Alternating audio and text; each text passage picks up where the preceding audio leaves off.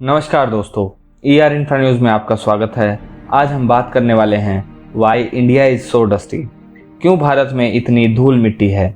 दोस्तों, भारत में एक परंपरा या फिर परिचलन है कि सबके घरों में रोज़ाना नियमित रूप से झाड़ू निकाली जाती है। और आपने काफ़ी बार देखा होगा कि आप कहीं बाहर गाँव गए हैं एक हफ्ते के लिए और वापस आने पर आपको घर में इतनी ज़्यादा धूल मिट्टी देखने को मिलती है कि ऐसा लगता है कि सालों से वहाँ सफाई नहीं की गई।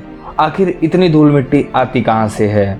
ये सिर्फ हमारे घरों में ही नहीं, हमारे देश में ही हर जगह हमें धूल मिट्टी देखने को मिलती है। आज हम इसी का कंपैरिजन करेंगे बाकी दूसरी कंट्रीज़ के साथ कि वहाँ इतनी धूल मिट्टी क्यों नहीं होती। और आप इस वीडियो को एंड तक ज़रूर देखिए पूरी जानकारी के लिए, और जो लोग नए हैं वो सब्सक्राइब करें हमारे चैनल को।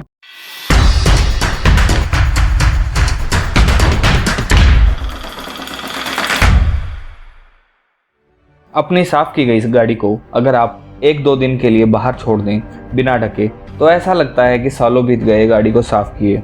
इतनी धूल मिट्टी जम जाती है उस पर। लेकिन भारत में इतनी धूल मिट्टी आती कहाँ से है, आज हम ये समझेंगे।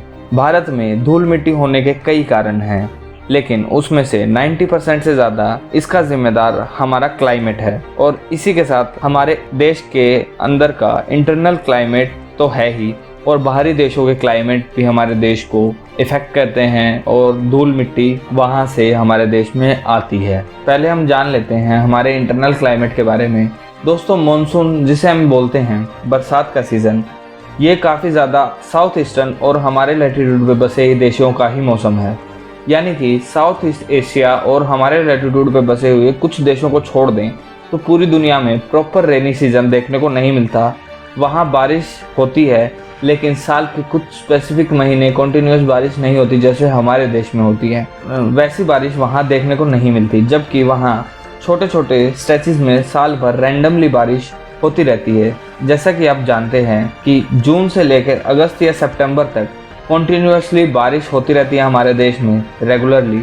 और इसके लिए ज़िम्मेदार है हमारे मॉनसून क्लाउड्स जो बे ऑफ बंगाल और अरेबियन सी की तरफ से आते हैं और बाद में हिमालयन माउंटेन्स की वजह से रिस्ट्रिक्ट होते हैं। इस वजह से यहाँ पर 3 से 4 महीने लगातार बारिश होती रहती है पूरी कंट्री में किसी न किसी जगह पर। इसी वजह से हमारे देश का इकोलॉजिकल फुटप्रिंट ड्रास्टिकली चेंज होता है। आप जानते हो, सूखी पड़ी बंजर ज़मीन कुछ ही दिनों में हरी भरी हो जाती है, लेकिन जैसे ही मॉनसून ख़त्म होता है, मतलब रेनी सीज़न के जाते ही वह सारी हरी भरी ज़मीन दोबारा से सूख जाती है।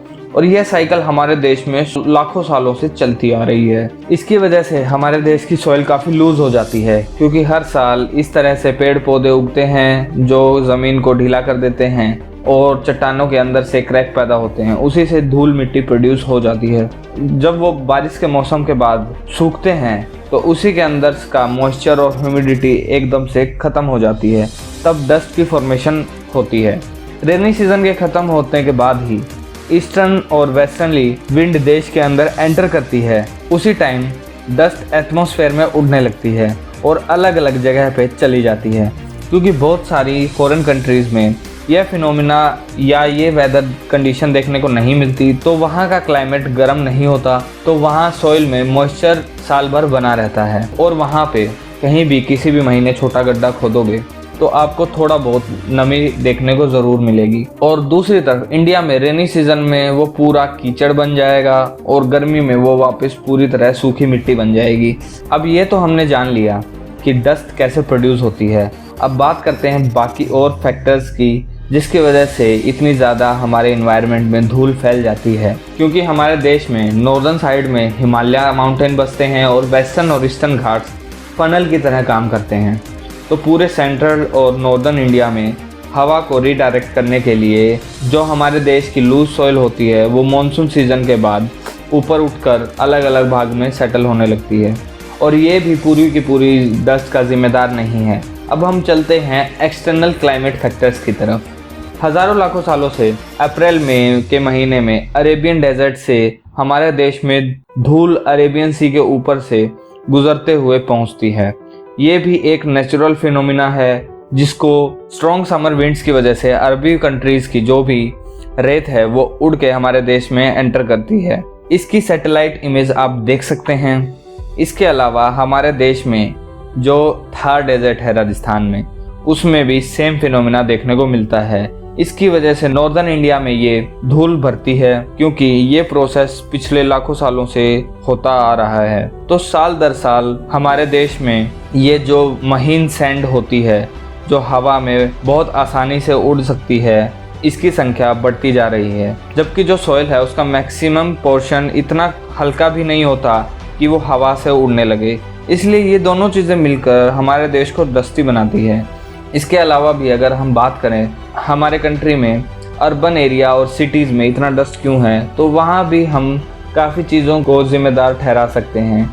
इन चीज़ों के अलावा पहला, कंस्ट्रक्शन एक्टिविटी में रिस्ट्रिक्शंस ना होना, धूल को कंट्रोल ना करना, यह भी बहुत बड़ा कंट्रीब्यूशन करता है। दूसरा, अनपेव्ड रोड्स, मतलब जो कच्चे रोड कनेक्ट करते हैं सिटीज़ के साथ, वहाँ से भी ये धूल मिट्टी मूव करती है। और इस धूल मिट्टी को कंट्रोल करने का बेस्ट सॉल्यूशन यही है कि जहां आपको धूल नहीं चाहिए वहां आपको ग्रीन पैच मेंटेन करके रखना होगा।